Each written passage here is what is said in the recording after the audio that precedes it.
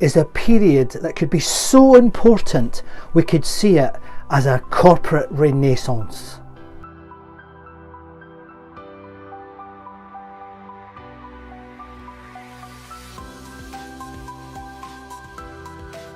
You know, I love the fact that we've gone from this environment here, which involved events like this event and full rooms full of people, getting creative, interaction between them, questioning each other, sitting down, having a cup of coffee.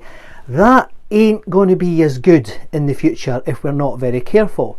And I'm sorry to say this, but what actually is going to happen is this.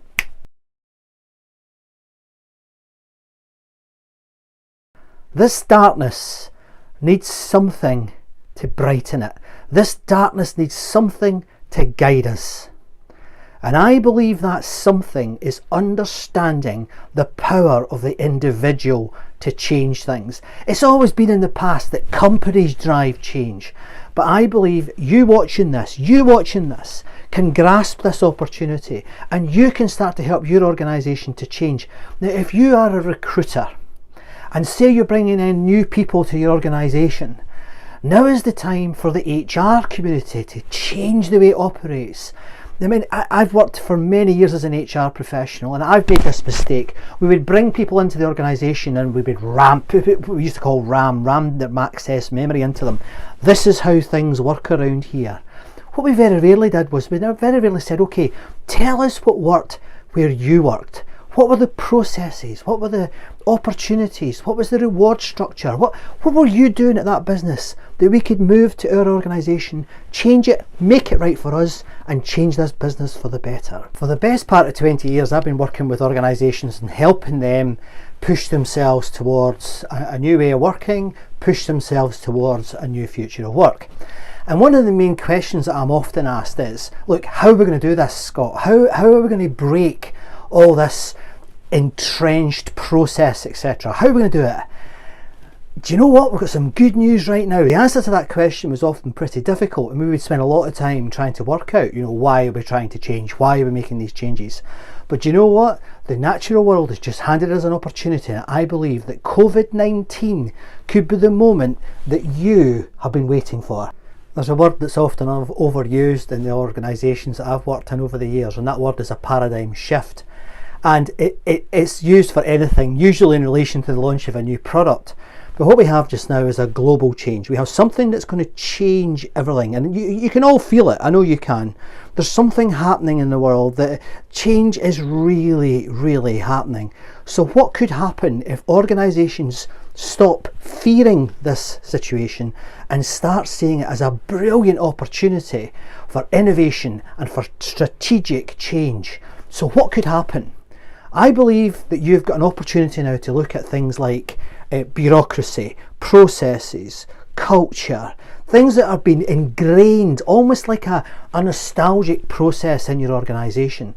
And at the moment, everybody's saying, hold on, this isn't working. We need to do it differently.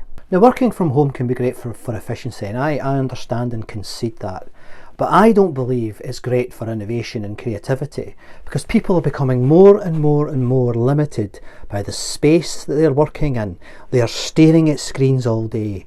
People don't like that environment. We are humans, and humans need to be in groups. We are tribal creatures. Yesterday, one of my heroes, David Attenborough, made the media when he launched himself onto Instagram and immediately became more successful in a short period of time than Jennifer Aniston did. What was quite beautiful about that, I mean, it's obviously not the environment he's used to, but what was quite beautiful about that was his thinking remains strong. And what he said was, saving the planet is now a communication issue. Saving the planet is now a communication issue, or a communication problem. And I think that is the key in our corporate world as well. I think that senior people in organisations have to really take seriously how they treat the people they are working with. And I believe in this, that listening is like touching at a distance. It's an intimate act, and it's one that thus far in our organisations we just haven't been very good at.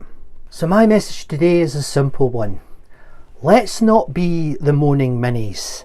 Let's not be the dementors in our organisations who suck the life out of our companies and out of our lives.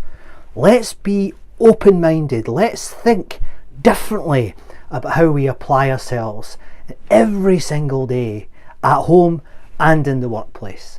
I hope you've enjoyed my little video, and if you have, please hit the subscribe button, and if you hit the little bell, you won't miss another one of my videos.